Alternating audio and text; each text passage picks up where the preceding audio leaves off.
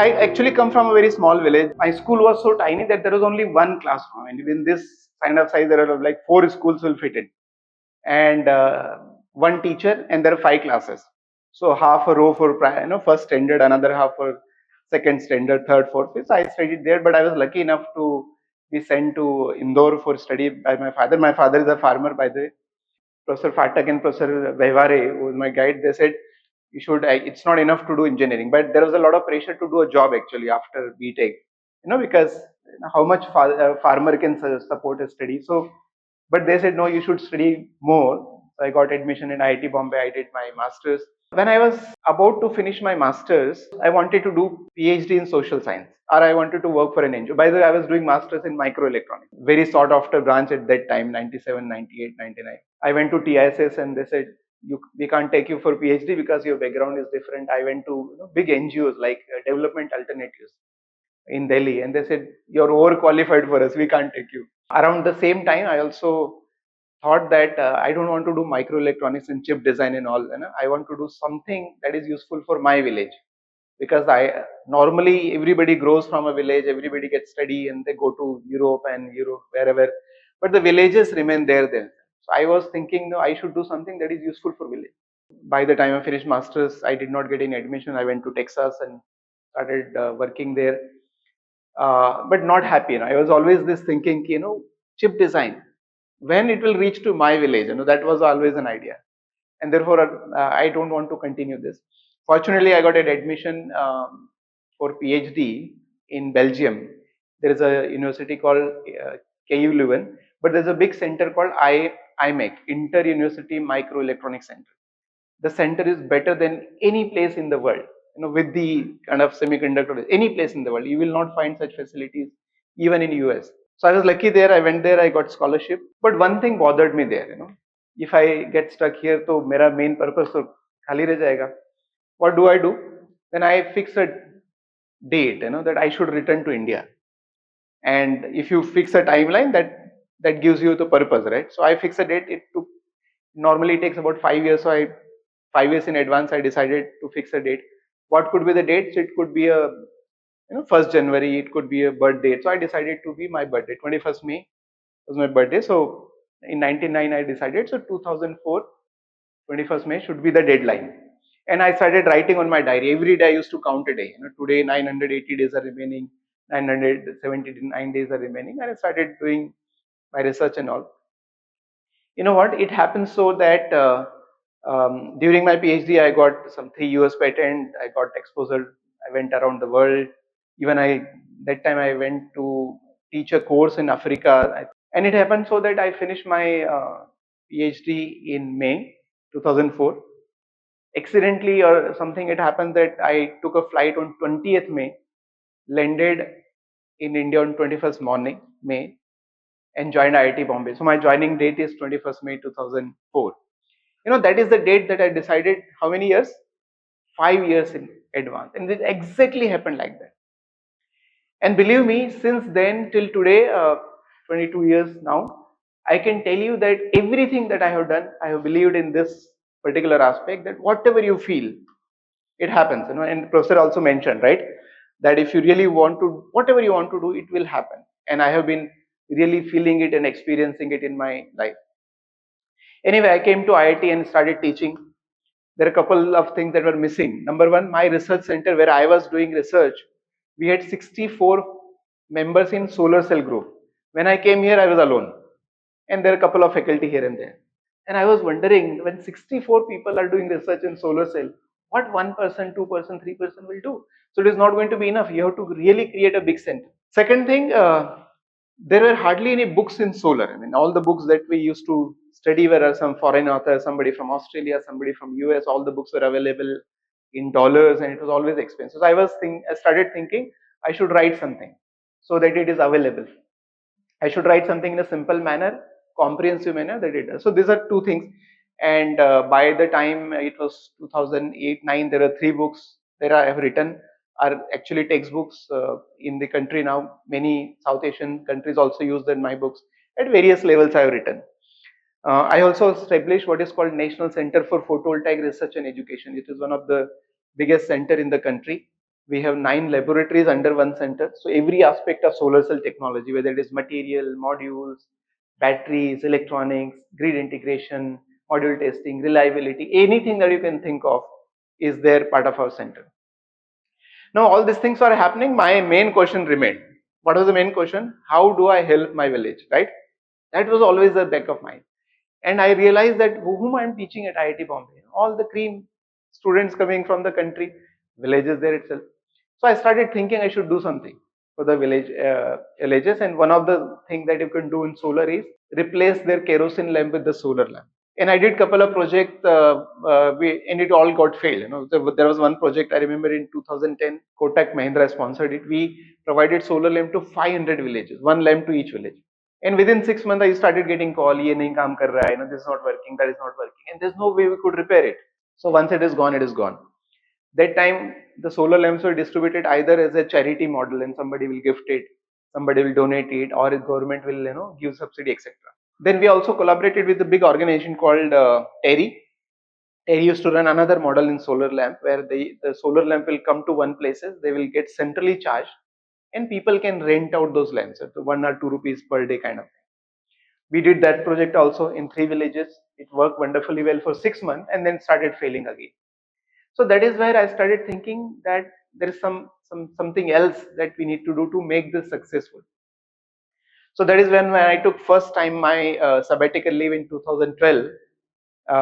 By the way, all this time I also developed a school in Madhya Pradesh. I come from a very small village, so once I came back to India, my idea was to provide a good schooling to the village people. And why only my village? It has to be for all the villages. So we chose a location which is near Mandi. All of you know Mandi, where farmers come and sell their grains and all. So we chose a village. We bought a 14-acre land, and it was all barren land. Nothing could grow there because that was the cheapest land available. We put our money. We donated that land to farmer society. And today we have a big school there. It's a 14-acre land. There are more than 1,000 students are studying. Students come from 40 villages. But the beauty of that campus is now it is so green that you can't see the buildings from outside. Number two, it is designed with solar passive architecture. So natural cooling, natural lighting, natural ventilation. Number three, there is no electricity connection ever taken to the campus since 2010. Never. We don't get any electricity bill. You know why? Because the entire campus runs 100% on solar power. Regarding solving the problem of solar lamp, actually this is that campus I went there and I stayed there for 3 months. And 3 problems I could figure out. India's kerosene budget was something like 15,000 crore, 20,000 crore, and the highest I have heard is 27,000 crore rupees was being spent as a subsidy to provide kerosene. 27,000 crore. I said, in that much money, every family in India can get 4 solar lamps. And what was the main use of solar kerosene? Lighting. So 3 problems we have figured out that why it is not. Number 1, repairability. Once lamp is gone bad, there's nobody to know. Even if the fault may be small fault, even the solder is gone, but nobody knows.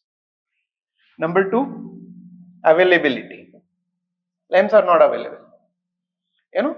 Only you have to get access to this and to that, and it's not easy to buy. And number 3, affordability. Even if they are available, they are not affordable. So the solar lamp that we used to provide us 450 rupees. When I went there, I said you can solve the problem of availability by local skills, right? Create local skills. You train them. Availability, when local people start assembling, local assembly, availability increases. When both this will happen locally, the cost will go down, right? The cost of operation will go down. The cost of acquiring will go down. So therefore, it will also become affordable. So basically, the whole idea was to localize the technology, localize the solar solution, give them skills and all. And in that project, when we started working, I took a couple of people from villages, and that time we got the ready-made kits, the components from different vendors, and I trained them. We assembled them, and the whole idea was to don't give it for free. They should buy it. They should value it. So we used to do campaign in the villages during the night time with all the loudspeaker going around talking to them about why we should not use kerosene lamp and how much money you can save by putting into solar lamp. and that really worked. Within when I was there, within 3.5 months, we could sell about 21,000 solar lamps. It was not also fully bought it. They did not pay 450 rupees. They paid 200 rupees. It was subsidized.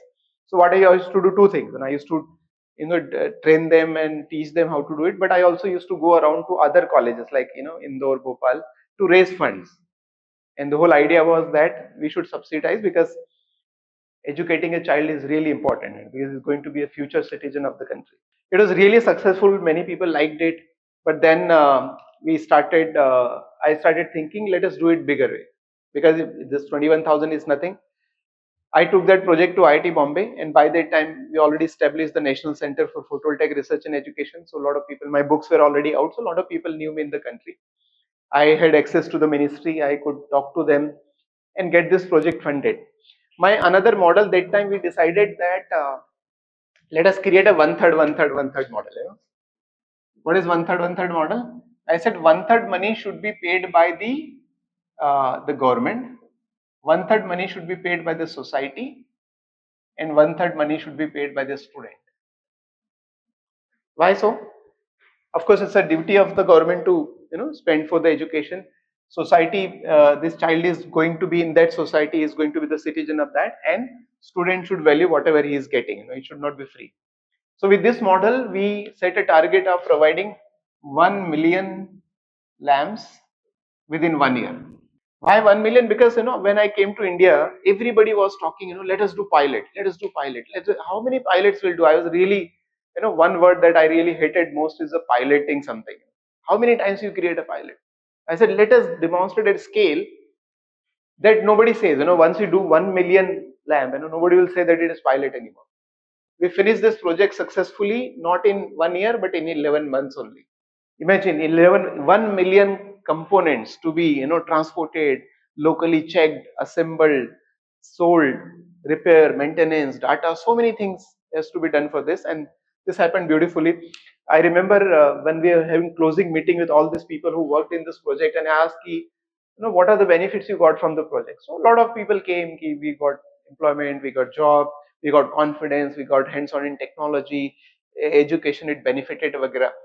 The three people who came and who stood up and said, "Sir, हम सरपंच बन गए." ये सरपंच कैसे बन गए? बोले when so we had a formula that whichever village you go, in order to reduce your operational cost, what you have to do? Saturation. Saturation means try to sell it maximum at one place, so your resources are minimum, your kind of outcome is maximum. So we used to saturate it, and therefore that person who used to go and sell it became so famous that they won elections. When all this thing happened, then I happened to get an award from that time, the cabinet minister, Mr. Piyush Goyal, who is also the minister of new and renewable energy, and I invited him to IIT Bombay to show this, because it's a very powerful model how we can introduce technology to the rural area, benefiting, creating skill development jobs. So everything that government is doing was part of this system. So it was about education, it was about empowerment, it was about localization, it was about self-sufficiency, it was about technology, it is about livelihood creation. Everything that you can think of was actually inbuilt in this project. So I invited the minister, and minister came to IIT Bombay, and I proposed, based on this success, I proposed something what is called right to light. I said, we have given right to education, but every student should have right to light. Every student should be guaranteed light during the evening hours, 6 to 9. And at that time, based on my data that we got it to be some almost 100 million people were there who were not having access to 100 million students. So we created a proposal, and the minister was very happy.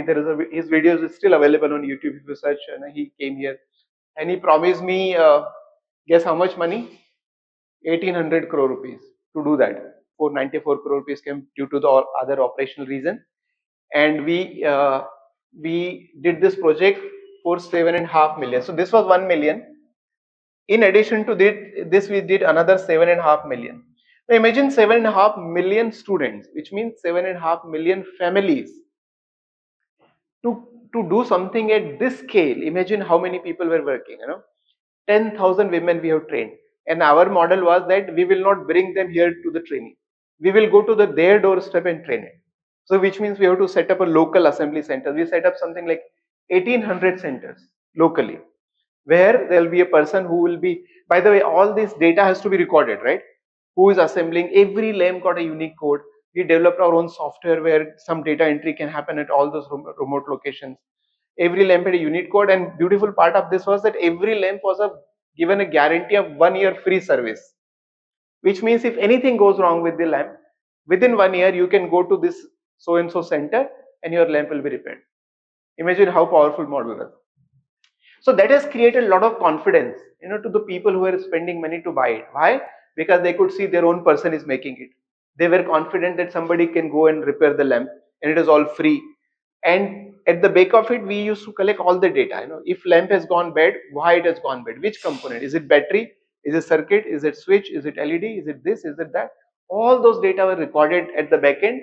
It was inserted there, and we could actually analyze everything what is happening.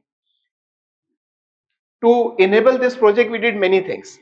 For example, one problem is hardware. Where do we get the hardware from? And it was all government money, significant portion is government money. So we had to use government norms. So therefore we said we have created a circuit and the solar lamp design, and we have released in open source. So open source hardware. And now once design is finalized, any vendor could manufacture it. You have to just go through the quality assurance and any vendor could manufacture it.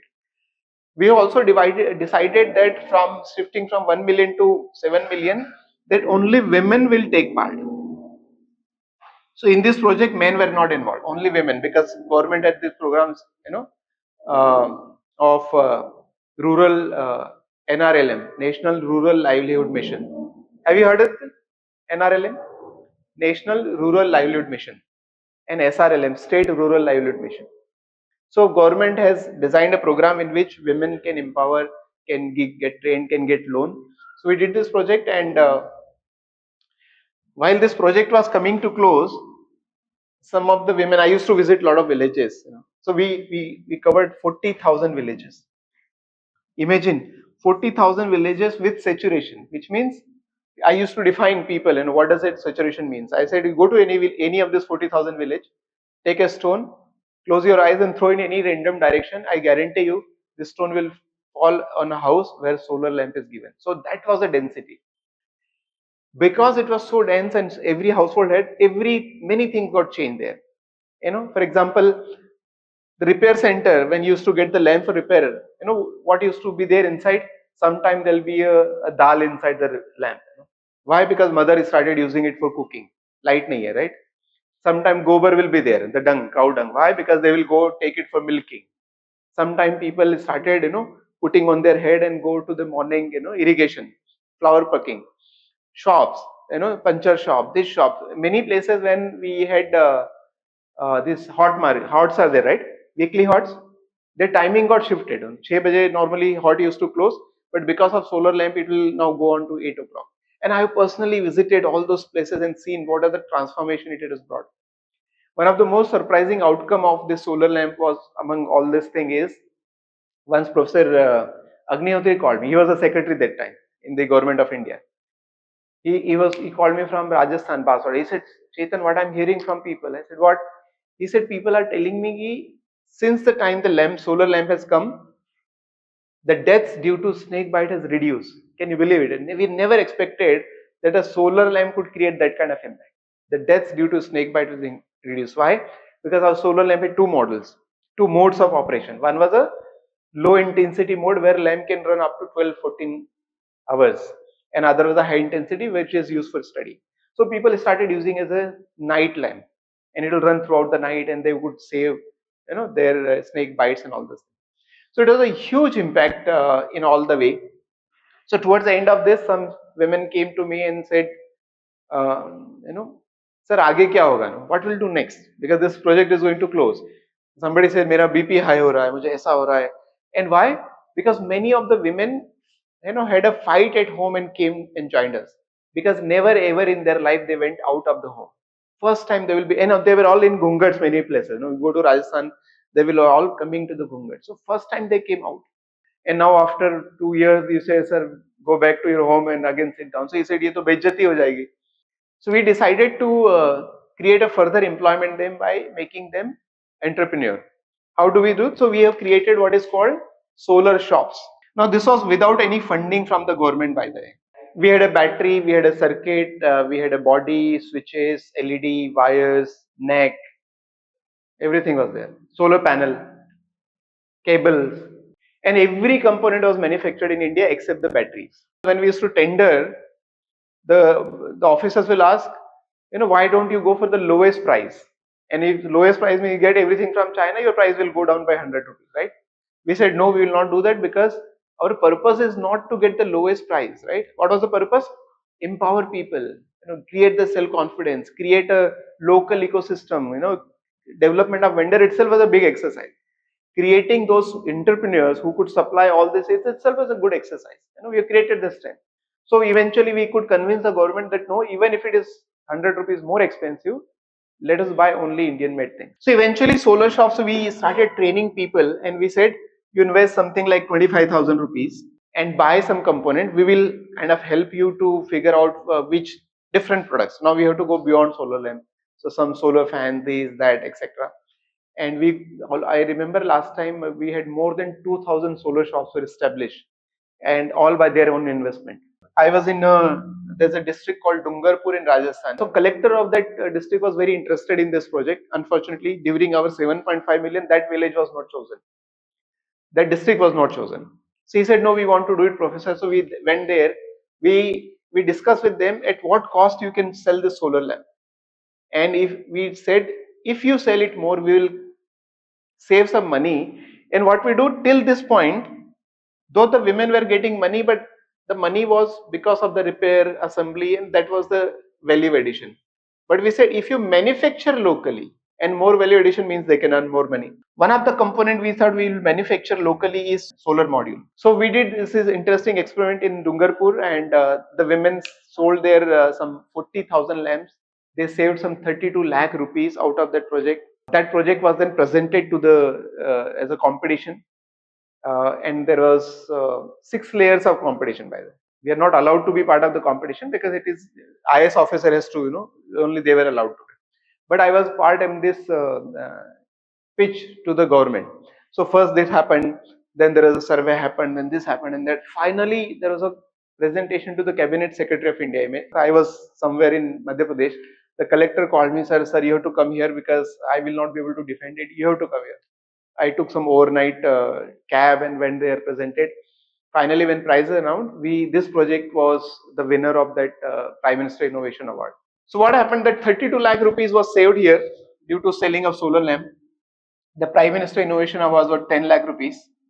And our purpose was to set up a factory, module manufacturing factory. You need solar cells. Solar cell has to be cut, laser cut in a different sizes so that you can put them in series to get a required current and voltage.